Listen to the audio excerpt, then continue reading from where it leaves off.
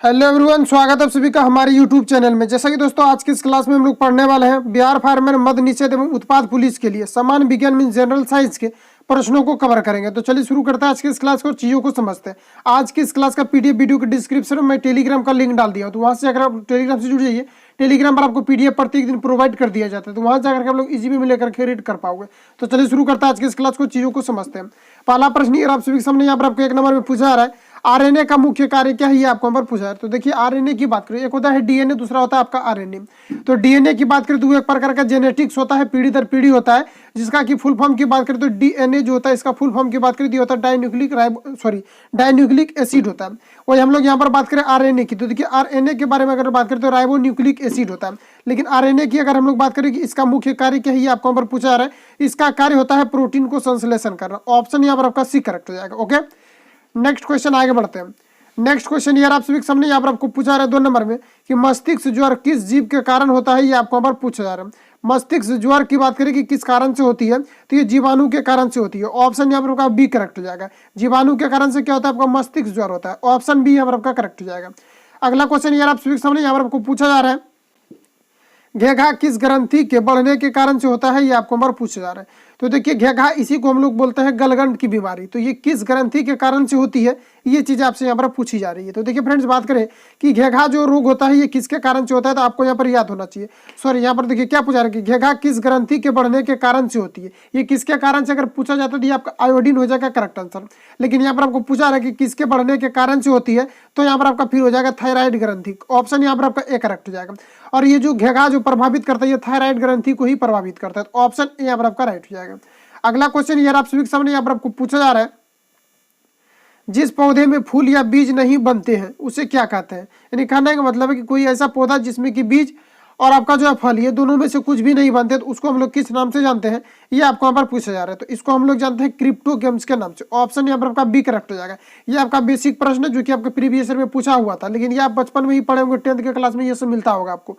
Option यहाँ पर आपका बी करेक्ट हो जाएगा। जितना भी प्रश्न आपका सिलेक्टेड है, साथ में आपका प्रीवियस ईयर में भी जितना भी आपका कांस्टेबल लेवल के एग्जाम में पूछा हुआ था, उन सभी को मैंने सेलेक्ट किया है और पिछली वीडियो में भी मैंने आपको सिलेक्ट करके दिया था। इसमें आपका कुछ प्रैक्टिस सेट पर आधारित होगा और कुछ आपका जो भी प्रीवियस ईयर में पूछा हुआ। इसलिए मैं बोलता हूँ कि डेली क्लास को अटेम्प्ट कीजिए और पीडीएफ लेकर के आप लोगों को रिवीजन भी करना है, क्योंकि सिलेक्टेड प्रश्न है जो कि आपके एग्जाम में पूरी संभावना है कि ऐसा क्वेश्चन आपको पूछा जाएगा।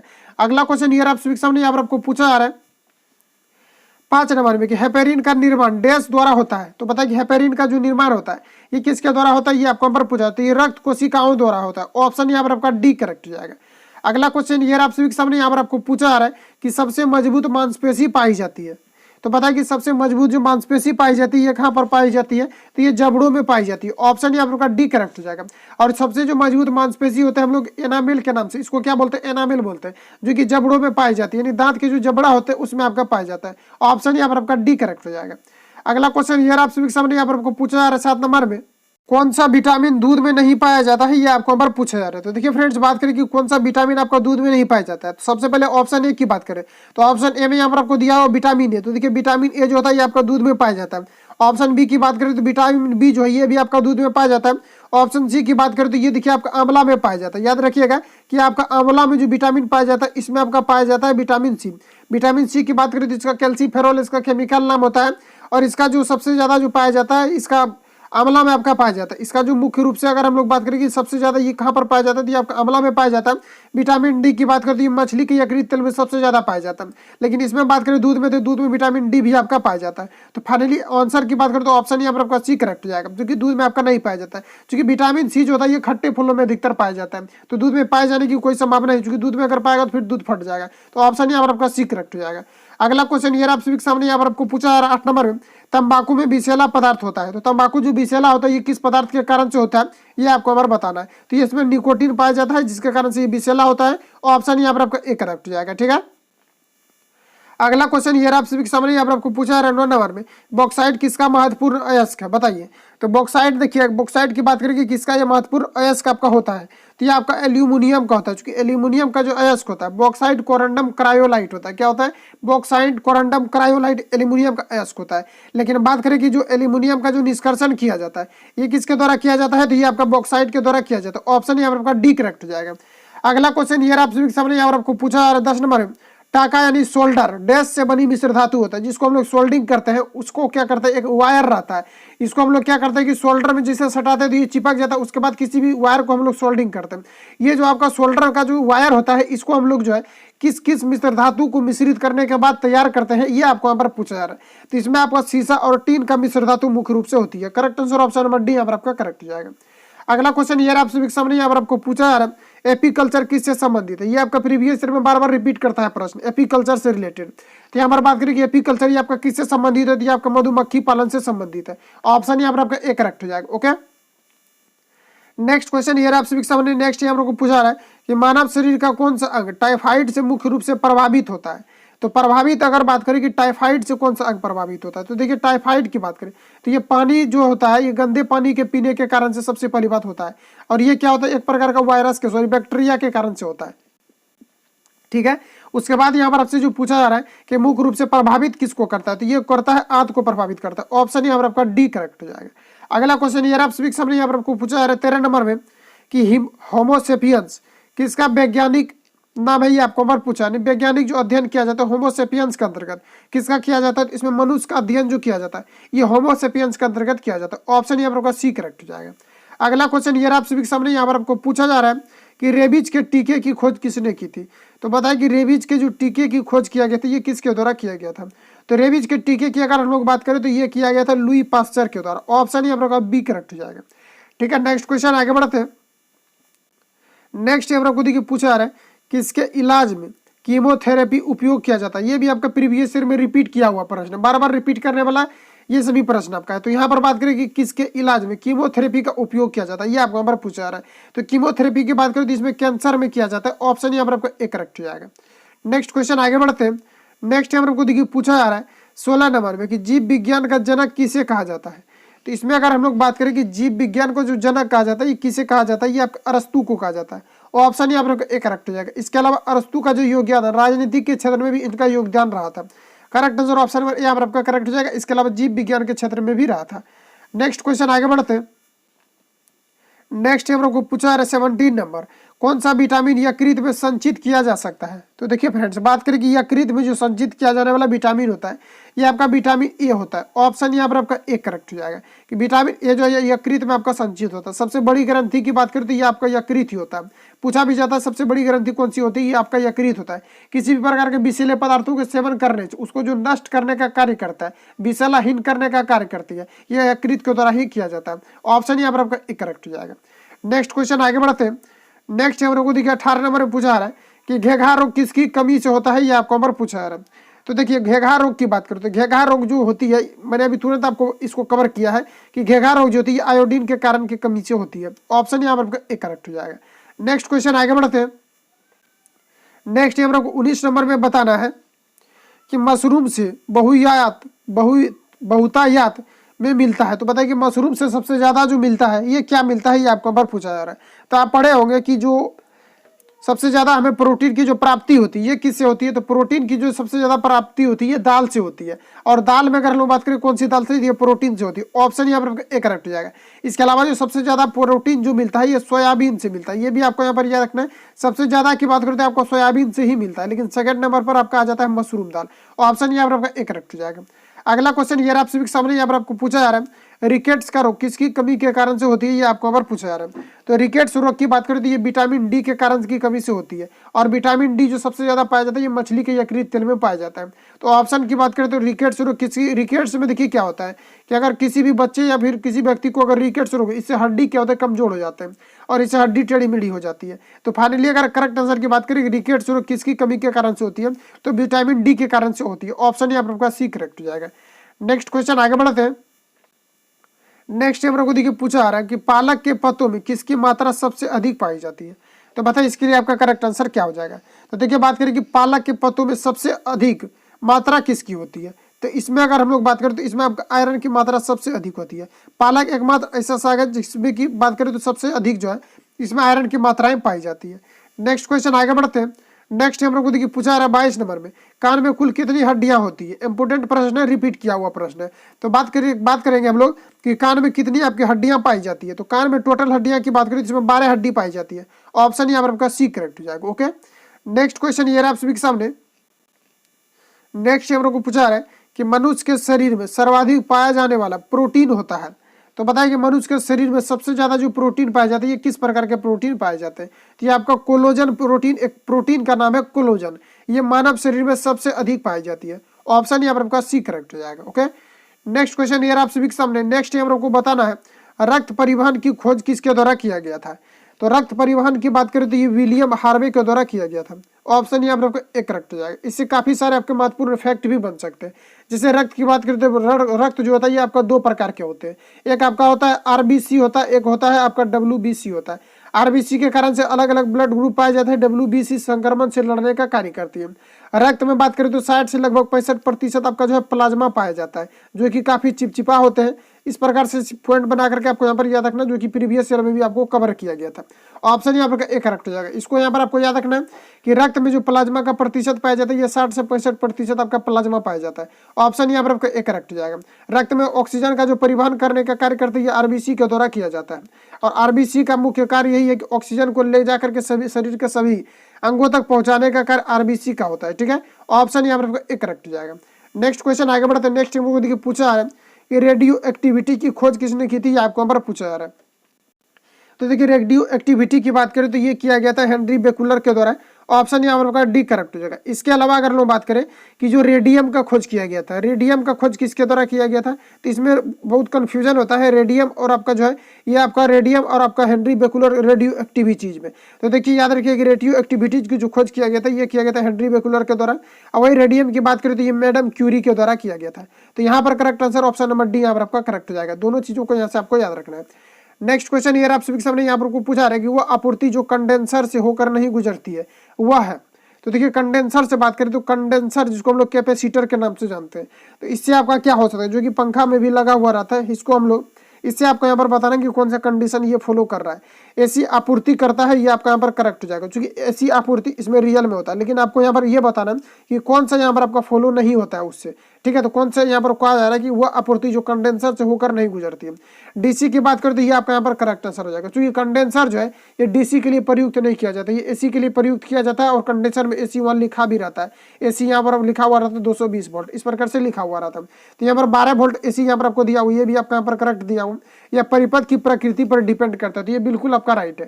क्योंकि परिपथ के ये जो है प्रकृति पर डिपेंड करता है कि ये कैसे कैपेसिटर कार्य करेगा, क्योंकि ये एनर्जी स्टोर करने की क्षमता को दर्शाता है कैपेसिटर। तो यहाँ पर आपका करेक्ट आंसर की बात करें तो यहाँ पर आपका हो जाएगा कि ये डीसी वोल्ट के लिए जो है इसका प्रयोग नहीं किया जाता है। ऑप्शन बी यहाँ पर आपका राइट हो जाएगा। नेक्स्ट क्वेश्चन ये आप सभी के सामने यहाँ पर आपको पूछा जा रहा है 27 नंबर में, विद्युत बल्ब के तंतु फिलामेंट किसका बना होता है, ये आपको यहाँ पर पूछा जा रहा है। तो विद्युत बल्ब का जो फिलामेंट होता है ये जो बना हुआ होता है ये टंगस्टन का बना हुआ था, जो कि ऑप्शन नंबर यहाँ पर आपको डी में दिया हुआ है।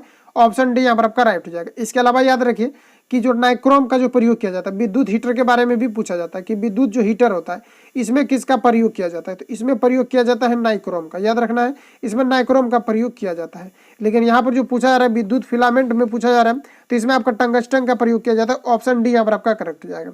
अगला क्वेश्चन यार आप सभी के सामने यहाँ पर आपको पूछा जा रहा है अमीटर का प्रतिरोध शंट के प्रतिरोध की अपेक्षा क्या होती है।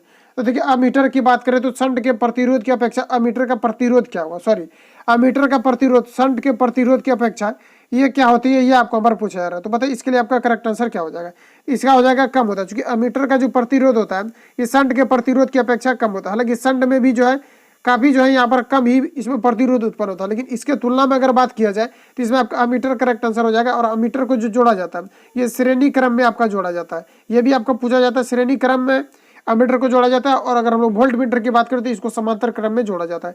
ऑप्शन यहाँ पर आपका बी करेक्ट हो जाएगा।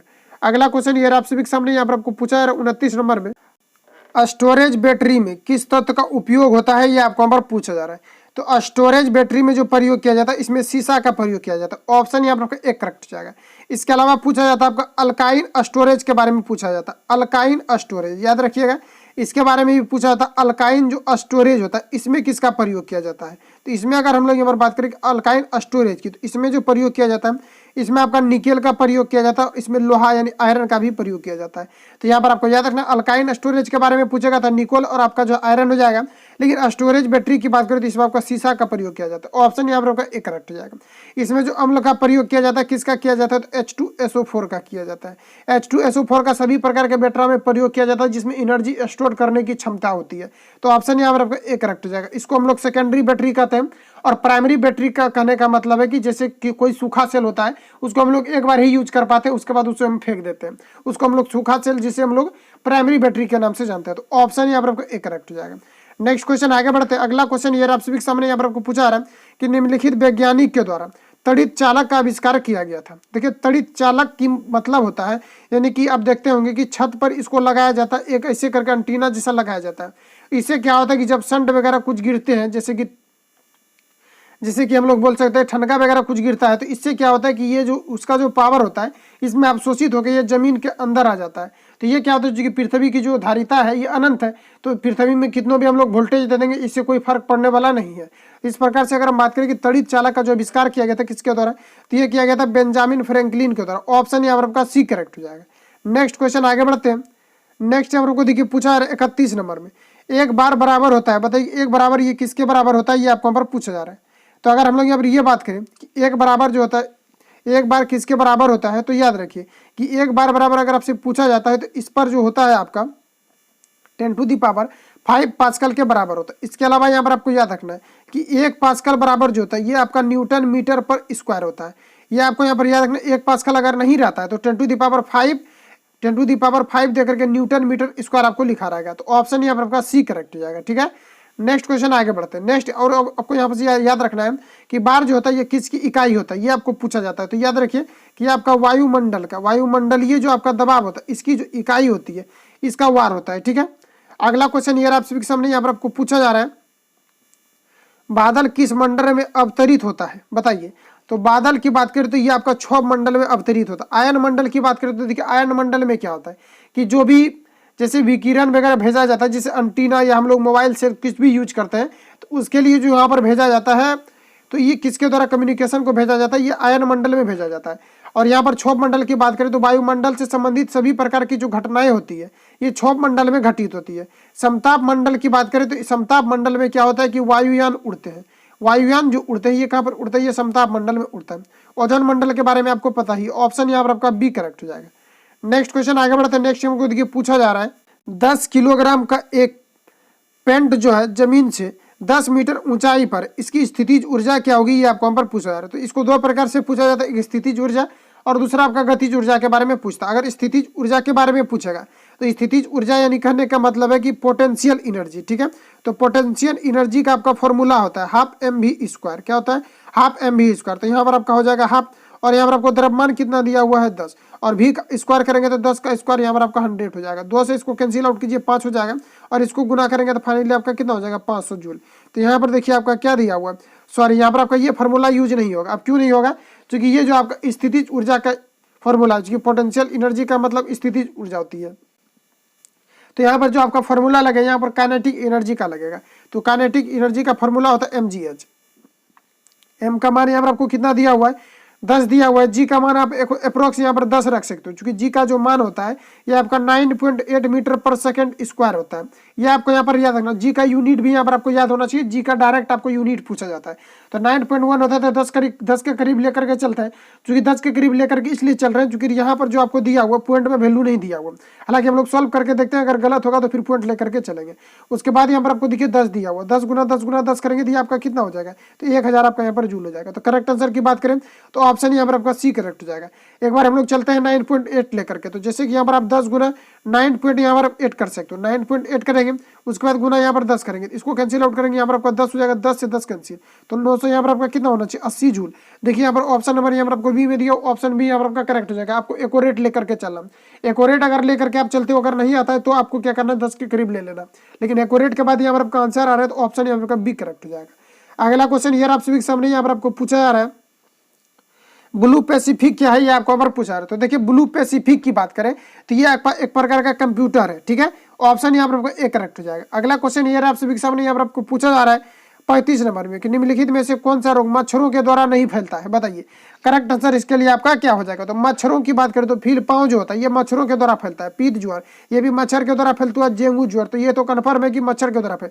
टाइफाइड ये आपका जो मच्छर के द्वारा नहीं फैलता, ये किसके द्वारा होता है? तो ये पानी के द्वारा होता है। गंदे पानी का जब हम लोग सेवन करते हैं तो उसके द्वारा वायरस हमारे पेट में चला जाता है, जिसके कारण से हमें सर्दी खांसी एवं जो टाइफाइड की समस्या उत्पन्न होती है। ऑप्शन यहाँ पर आपका डी करेक्ट हो जाएगा, याद रखना है। ऑप्शन यहाँ पर आपका डी करेक्ट हो जाएगा, जो कि मच्छरों द्वारा नहीं फैलता है। गंदे पानी को पीने से टाइफाइड की समस्या उत्पन्न होती है।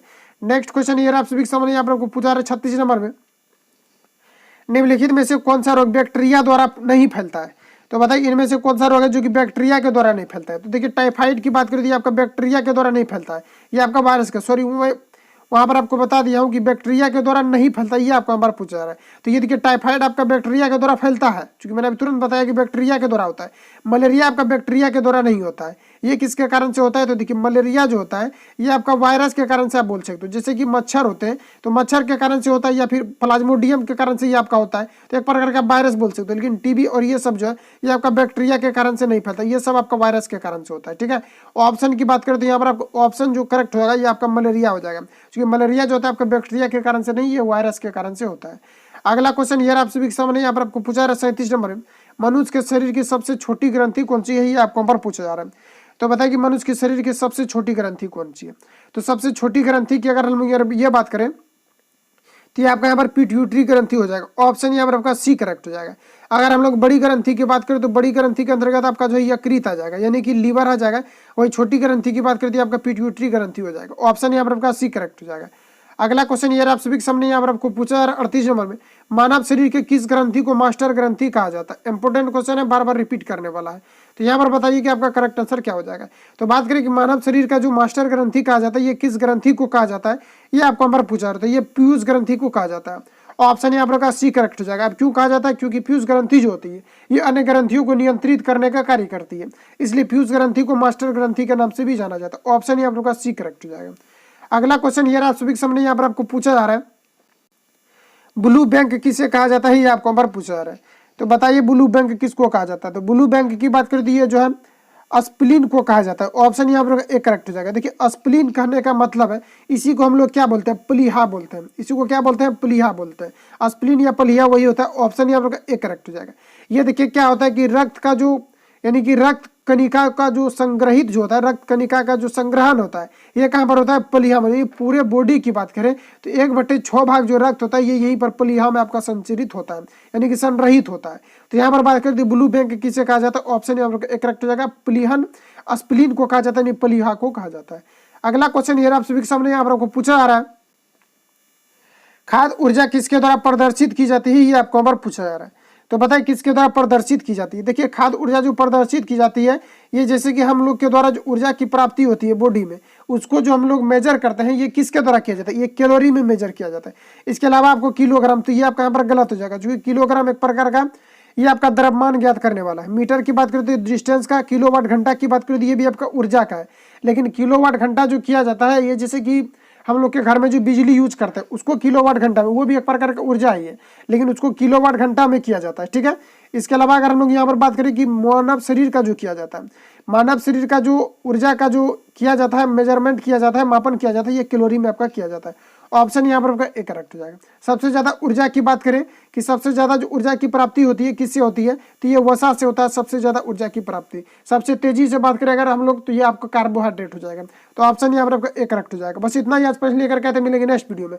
अगर चैनल पर पहली बार विजिट किया और वीडियो हेल्पफुल लगता है तो आप हमारे चैनल को सब्सक्राइब करके बेल आइकन को प्रेस कर लेना, क्योंकि जब भी वीडियो अपलोड होगा तो आप तक नोटिफिकेशन पहुंचते रहेगा। और आपका अभी चलेगा जब तक कि आपका एग्जाम जो खत्म नहीं हो जाता तब तक यहाँ पर आप बिल्कुल आपको जो साइंस और जीके जीएस मैं कवर कर दूंगा। और जितना भी आपका प्रीवियस ईयर में पूछा था इसको भी मैंने कवर किया, तो वो आप लोग जरूर जाकर के पढ़िए, क्योंकि प्रीवियस ईयर बार बार रिपीट किया जाता है। इसके अलावा जितना भी कंटेंट बनेगा ये आपका एग्जाम होने तक मैं आपके साथ रहूंगा। मिलेंगे नेक्स्ट वीडियो में, तब तक के लिए जय Hind, best of luck, please.